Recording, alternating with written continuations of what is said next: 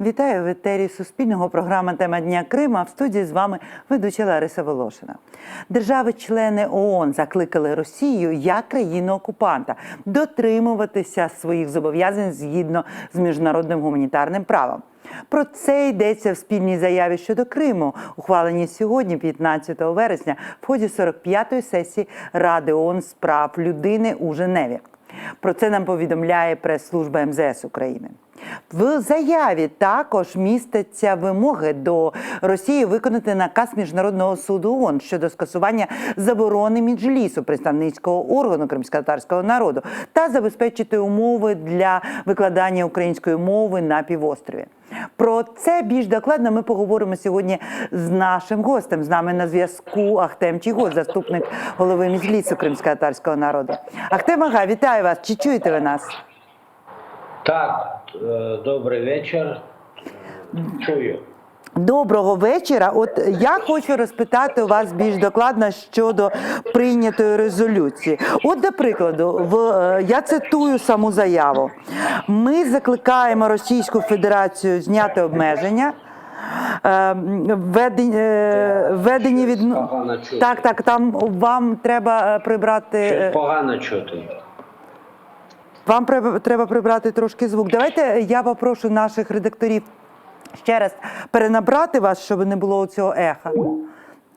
А я поки зачитаю вам, шановні телеглядачі, от саме фрагмент цієї спільної заяви, яка була прийнята. Тож, ми рішуче підтримуємо заклики Генерального секретаріату уряду до Російської Федерації дотримуватися своїх зобов'язань за міжнародним правом і правами людини в Криму, які застосовуються до нього відповідно до міжнародного гуманітарного права. Ми закликаємо Російську Федерацію зняти обмеження, введені відносно кримськотатарської громади щодо її представницьких інститутів, в тому числі і щодо заборони Меджлісу, належний і безперешкодний доступ міжнародних місій та спостереження за дотриманням прав людини на півострові правозахисних і неурядових організацій має бути забезпечений негайно окупаційною владою. Саме це формулювання міститься в заяві «окупаційна влада». І далі говориться про те, що країни учасники ООН висловлюють свою рішучу підтримку територіальній цілісності, політичній незалежності, єдності та суверенітету України в межах її міжнародно визнаних кордонів. Документ підписали 41 країна, і за словами постійного представника України при ООН Сергія Кислиці, на 75-й сесії Генеральної асамблеї ООН, що відкривається 15 вересня, Україна вноситиме два проекти резолюції. Одна стосується безпосередньо прав людини, а інша – мілітаризації. Тож маємо от такі новини. Пане Чийгоз, пане Ахтеме, чи чуєте ви нас? Зараз добре чую. Добре. Я сподіваюся, що зараз нам нічого не завадить обговорити цю новину. От ця резолюція Генасамблеї ООН, яка, по-перше, в якій чітко формульована окупаційна влада, Російська Федерація країна-окупант, говориться про те, що Росія зобов'язана забезпечити моніторингові місії, що це її обов'язок. А по-друге, говориться про те, що Росія має припинити заборону Меджлісу кримськотатарського народу. Як ви розцінюєте, чи дослухається Росія от саме до цих заяв? В будь-якому випадку це треба робити, тому що будуть деякі зміни, і я сподіваюся на кращі, тому що мір динамічний. І зрозуміло зараз в такому стані, в якому є відносини України з головним ворогом нашої держави.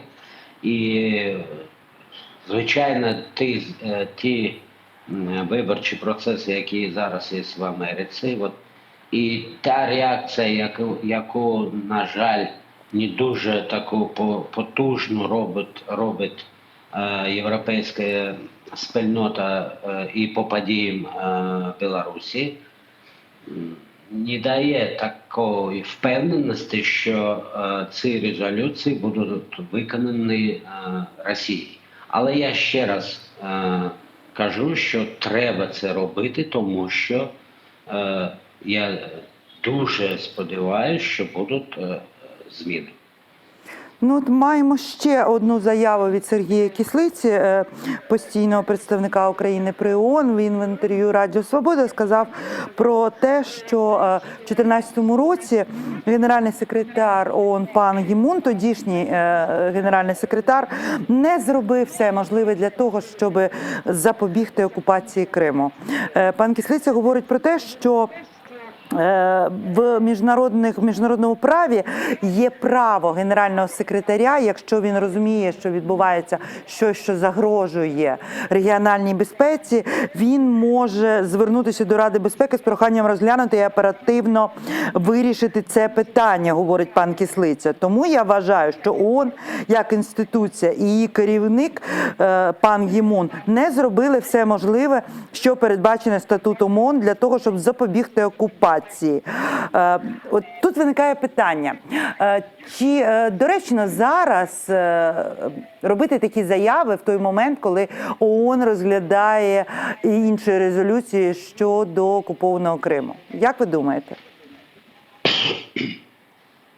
Я вважаю, що ці помилки треба на них вказувати, тому що це, мабуть, і Гутерреша стосується, тому що дуже багато злочинів зараз чинить Путін і в Криму, і в Україні. І от зараз бачимо і в Лівії, і в Сирії, тобто по деяким регіонам світу. І такої потужної реакції, яка б дала результат, ми не бачимо.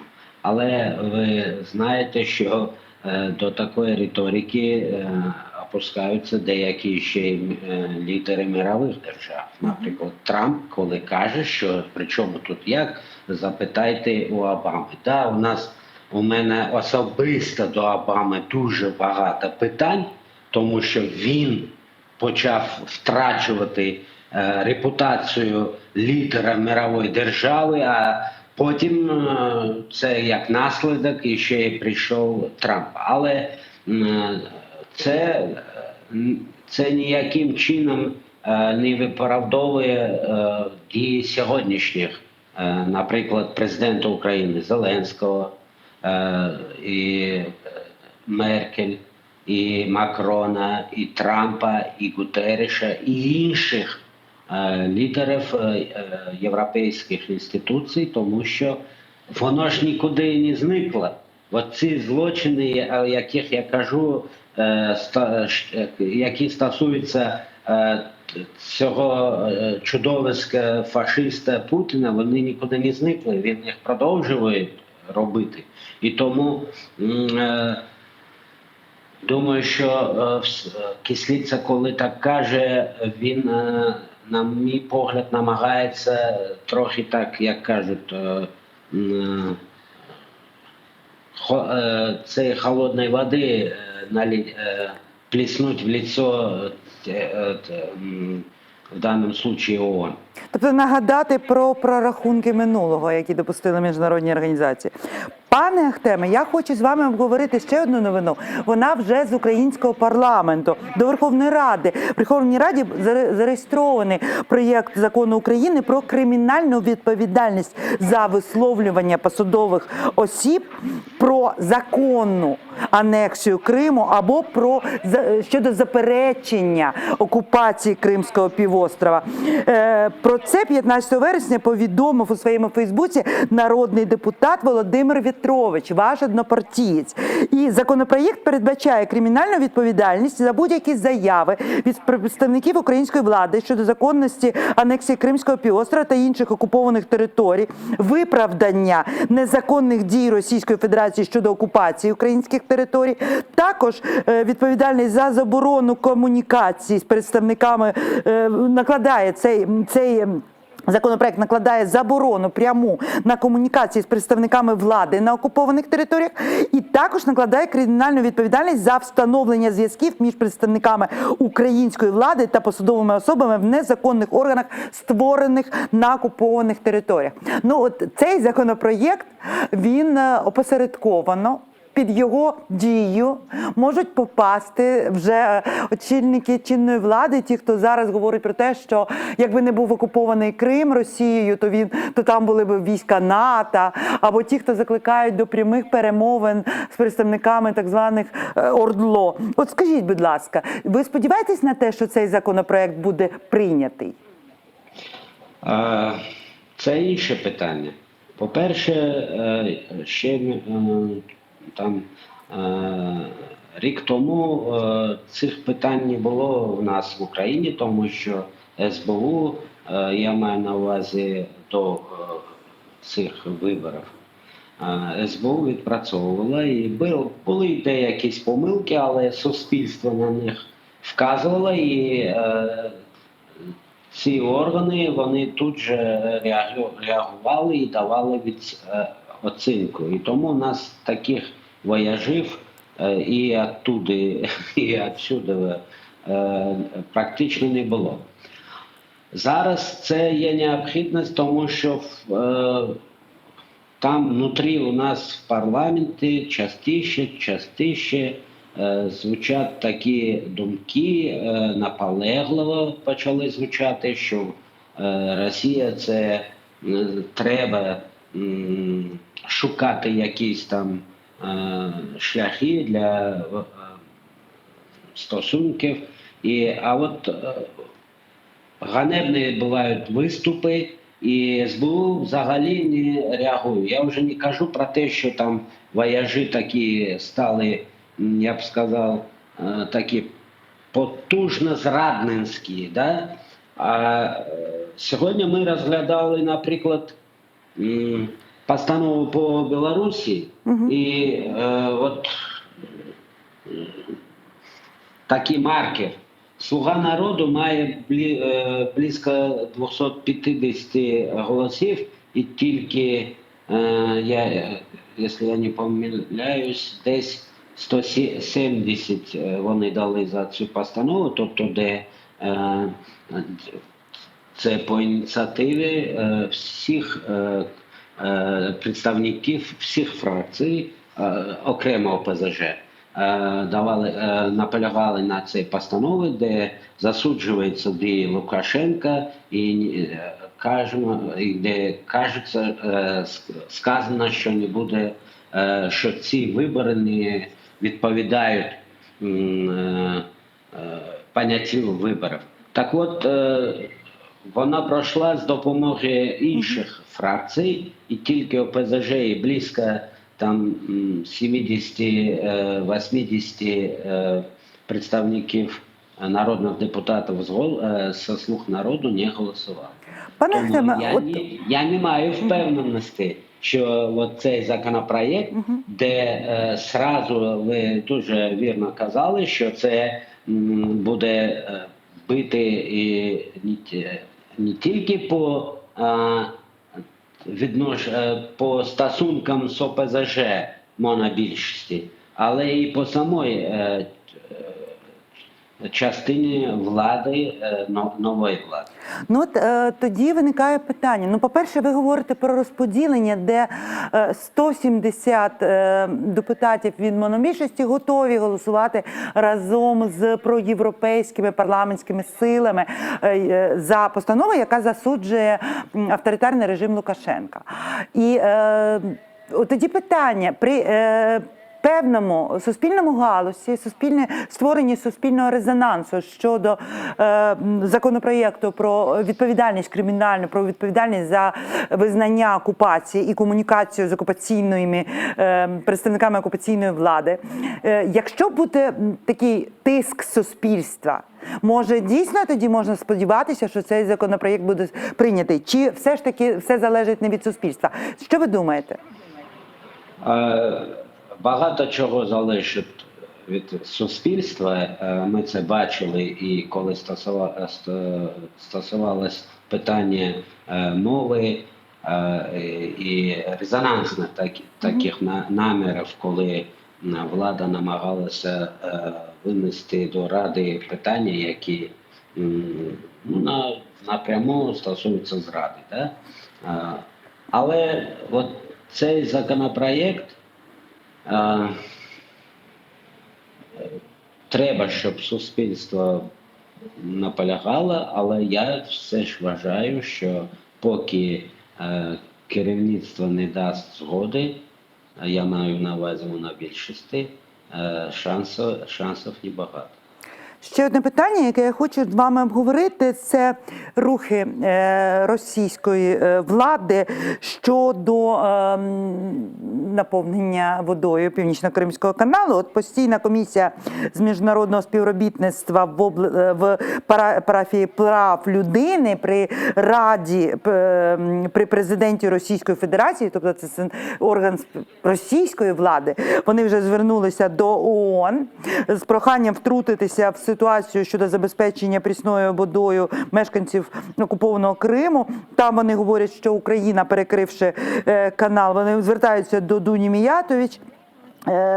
І вони говорять, що Україна, перекривши канал, порушила низку міжнародних угод і призвела до гуманітарної катастрофи, на що, до речі, вже є реакція і представництва президента в Автономній Республіці Крим про те, що наведені посилання російською стороною на положення міжнародного права не відповідають дійсності. Є реакція української МЗС, але от що цікаво, буквально от паралельно от з цими розмовами про гуманітарну катастрофу і про те, що в Криму не вистачає води, наприклад, так званий голова уряду, окупаційного уряду Криму Юрій Гацанюк повідомив аргументам тижня Крим, такому виданню, про те, що опріснювання води в окупованому Криму – це дуже дорого. І вони не будуть цього робити, бо тоді це є недоцільним. Тобто, от поясніть, будь ласка, Росія має забезпечити громадян водою.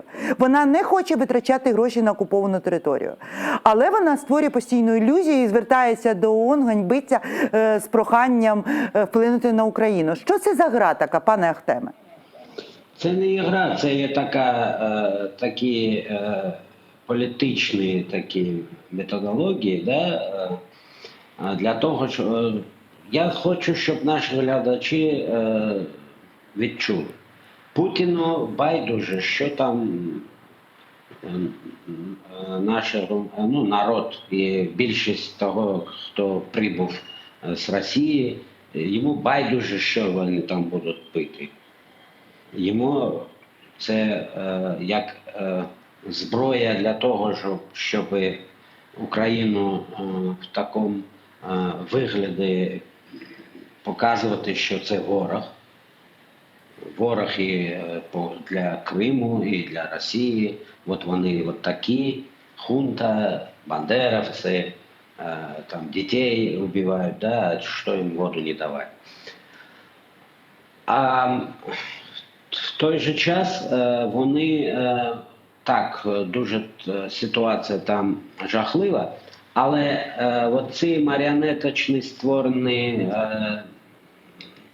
якісь там громадянські совєти, там щось там ще, якісь там опозиція або щось, все це маріонетки, але Путін буде їх використовувати для того, щоб тиснути на міжнародну спільноту, на думки, розумієте, показувати, він тим самим показує, що його дії проти України, вони виправдовуються, що ми тут такі от злочинці, да, от такі люди, які не цивілізовані. А ми теж зі свого боку воду вважаємо, тобто нашу Дніпровську воду вважаємо для Крима, це теж така зброя проти ворога. І от тут наша позиція, вона дуже справедлива і дуже впливова. А коли тут у тебе в суспільстві знаходиться деяка частина і деякі політикани, які намагаються підіграти Путіну в його, як ви кажете, ігрі, оце і є наш обов'язок, таким політиканам давати по зубах. Мабуть, десь в якийсь час буде це і фізично, тому що неможливо сьогодні казати владі, що Крим є неот'ємлема частина України, і в той же час давати розповсюджуватися цим думкам. Пане Ахтеме, я хочу, у нас залишилось буквально там 10 секунд. Міжліс кримськотатарського народу закликав всіх підтримати кримських татар, кандидатів в депутати на місцевих виборах. Ми знаємо, що Європейська солідарність вже заявила про те, що кримські мешканці підуть списками до місцевих рад. Чи є інші партії проукраїнського толку, які зверталися до Меджлісу з пропозицією про співпрацю в місцевих радах? Європейська солідарність і взагалі сам п'ятий президент Петро Порошенко, він в кримськотатарському питанні дуже такий наполегливий. Він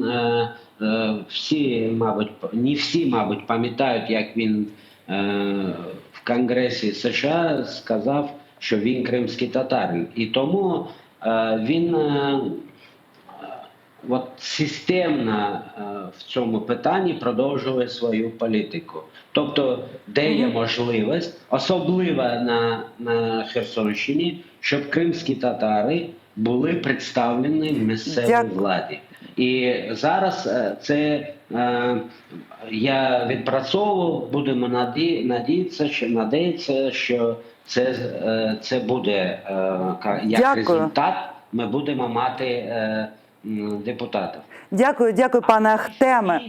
Інших, на жаль, поки нема.